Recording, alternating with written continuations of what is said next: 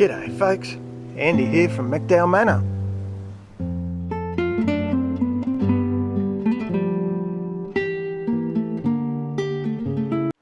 Well, it's a rainy old day here at the Manor, so we're stuck inside. I won't waste the day, so what I'm going to do this afternoon is make a new block of cheese. What I'm showing you there is a store-bought cheese called a Taleggio. Now, I love Taleggio. It's quite a reasonably soft curd cheese. That lovely yellow rind with a little bit of blue on it there. Beautiful cheese.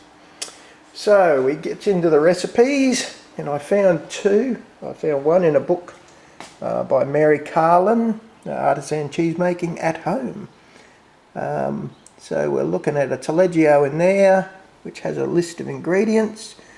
Not the least of which is a 1/4 teaspoon of meso-2 bacteria, starter culture. And I'm comparing that to one I got off the net. This is by young Jim at New England Cheesemaking Company in the States. G'day Jim. And I'm having a look at his recipes. It's kind of different. It uses a yogurt starter. So what we're going to do is have a bit of a play, as I want to do, with both recipes and put it together. Now you can see, yes, I make notes folks, because if this works a treat, I want to know exactly how to reproduce it. So it's always worth making notes, particularly if you change anything at all in a recipe. And I'll do that as well. So we're using my favourite Kahlua pasteurised, not homogenised milk. And we begin by warming said milk to 93 degrees Fahrenheit, which looks like it's about 30 something, 32, 33, 34 probably. So we'll do that really slowly, and I might bob down. You can see that's the smallest burner on my stove, going as slow as it will possibly go. So I'll come back probably in about 20 minutes when that 4 litres of milk has heated up. So we're at 32. What I'm going to do is add 1/4 teaspoon of calcium chloride. Calcium chloride is in, and the mesophilic I'm going to use is a soft curd mesophilic. There's hard curd mesophilics, which are usually an MO30 or an MM100, but this is a soft curd one. I'm doing that to take account of the meso-2 and the yogurt culture that the other recipes use. So we're going to plop that little bit of bacteria in there to give us some flavour.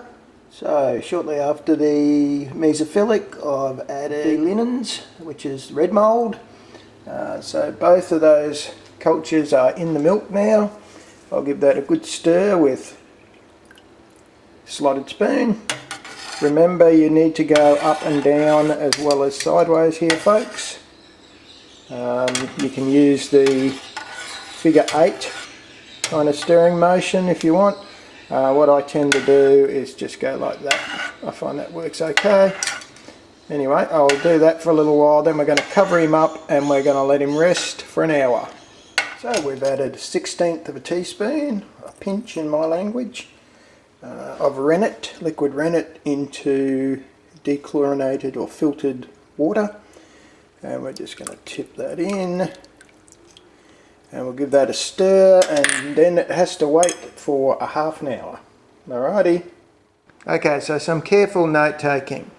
I've codified, written in the book, so I know exactly what's going on. I've used a pinch of the mesophilic, which is a 1/16, a smidgen of the B linens, which is 1/32, and then it'll be a pinch of rennet and a pinch of calcium chloride.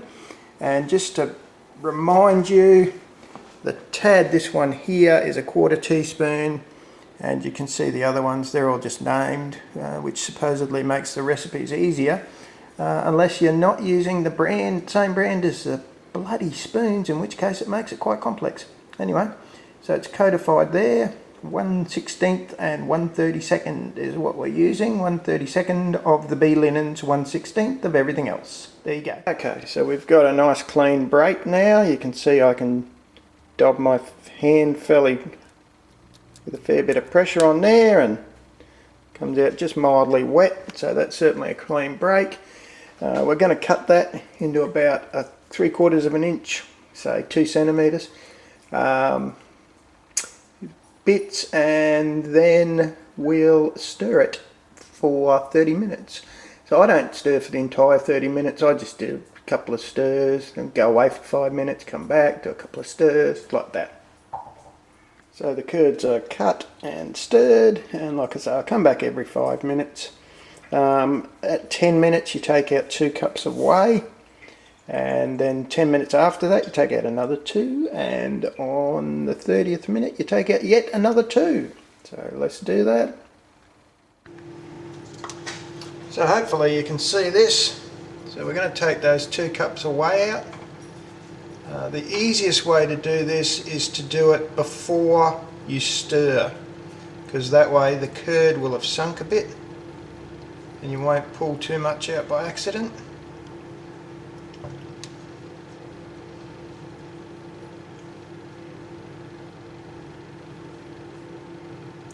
So this will make for a sweeter cheese,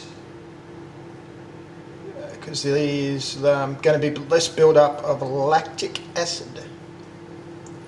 Alright, so that's 1 cup, and I won't bore you with me doing the second. So it's 2 hours after I packed the curd into these moulds. I'm about to flip them. We're going to leave these little fellas drain overnight, and we'll be flipping them every 2 hours until I fall asleep, obviously. Then they'll have to fend for themselves, but you can see they sort of well and truly need to be flipped. They've sunk in the middle. So we'll give them a turn over. You can see little bits of cheesecloth. I use little torn bits, so it helps me get them out of the mould and flip them over. So we'll do that, and we'll fill you in on the next bit when we get there. Our Taleggio's out of the moulds. I've rubbed them with salt. Make sure you rub every side. Remember there's 6 sides. We're going to let that sit for a while, and then we'll move on. Okay, so every second day what we do is we flip and brine the cheese. Now the brine is just a 1/2 cup of water with a teaspoon of salt. So you'll see the cheese is actually becoming a bit firmer at this point in time. Oh, and that's what we're looking to prevent, folks. That's a blue mould, that'll be Roquefort. So the salt, the purpose of the wash is in fact to control all that, to make sure we get that off the cheese. The cheese is quite soft, so it is easy to remove. In fact, you need to be a little careful that you're not overly vigorous.